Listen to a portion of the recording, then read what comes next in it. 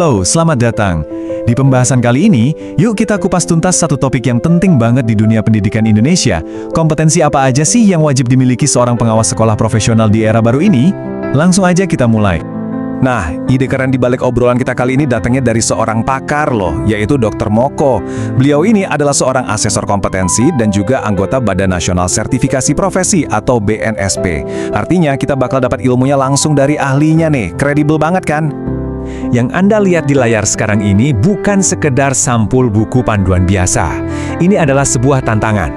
Di tengah perubahan dunia pendidikan yang super cepat, ada satu pertanyaan besar. Anda siap nggak jadi sosok pengawas sekolah profesional yang benar-benar dibutuhin zaman sekarang?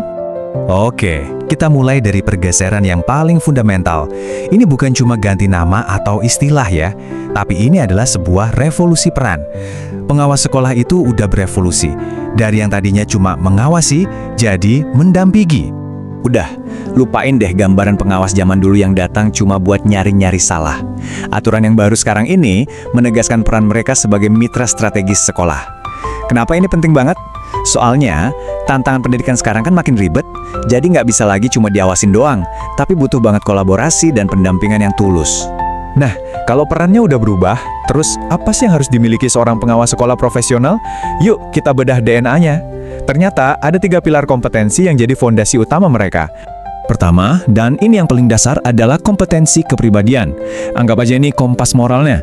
Ini soal integritas yang nggak bisa ditawar, kemampuan buat tetap tenang di bawah tekanan, dan jadi teladan yang perilakunya sesuai sama kode etik. Kalau fondasi ini goyah, wah, yang lainnya bakal ikut ambruk.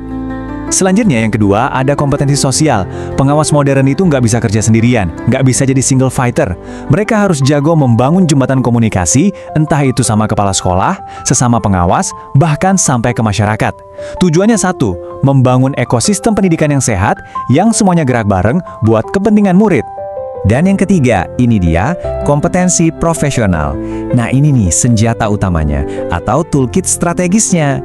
Ini adalah kemampuan buat mendiagnosis apa yang sekolah butuhkan, bantu kepala sekolah buat berkembang, sampai menerjemahkan kebijakan pusat jadi aksi nyata di lapangan. Keren kan? Oke, kita udah tahu nih daftar kompetensinya, tapi pertanyaannya, gimana caranya kita tahu seseorang itu beneran punya kompetensi itu, bukan cuma hafal di luar kepala? Disinilah uji kompetensi kenaikan jenjang jabatan atau UKKJ berperan. Yuk kita intip gimana teori ini diuji dalam praktik. Nah, di bagian ini nih, semuanya jadi seru dan kelihatan nyata banget. Lupain deh tes-tes pilihan ganda yang gitu-gitu aja.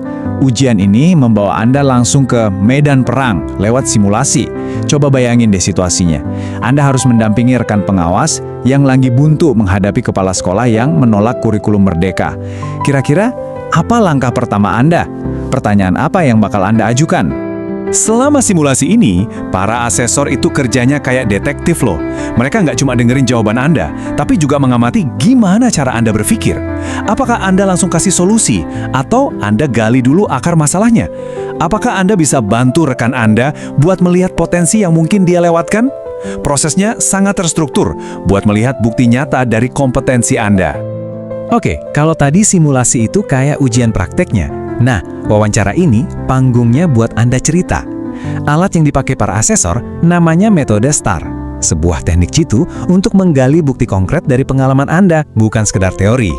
STAR itu singkatan dari Situation, Task, Action, dan Result. Jadi, kerangka ini maksa kita buat ngasih bukti, bukan cuma omongan doang. Asesor bakal minta Anda cerita soal situasi spesifik yang pernah Anda hadapi. Apa tugas Anda waktu itu, apa aksi atau tindakan nyata yang Anda lakukan, dan yang paling penting, apa hasilnya. Ini cara paling jitu buat membuktikan kompetensi lewat pengalaman nyata. Oke, kita udah bahas peran yang baru, udah bongkar 3 kompetensi intinya, dan udah ngintip juga gimana cara ngujinya. Sekarang, yuk kita rangkum semuanya jadi satu gambaran besar tentang perjalanan menjadi seorang profesional sejati. Jadi, poin terpentingnya adalah ini. Menjadi pengawas sekolah profesional itu bukan tujuan akhir. Ini bukan gelar yang sekali dapat, terus udah, selesai. Bukan.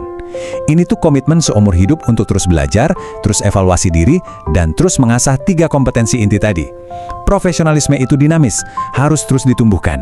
Nah, sebelum kita tutup, saya mau ajak Anda buat mikir sejenak. Dari 3 kompetensi yang tadi kita bahas, kepribadian, sosial, dan profesional, kira-kira mana nih yang paling perlu Anda tingkatkan sekarang? Coba deh, jadikan jawaban itu sebagai kompas buat langkah Anda selanjutnya. Perjalanan Anda dimulai sekarang. Terima kasih banyak sudah menyimak.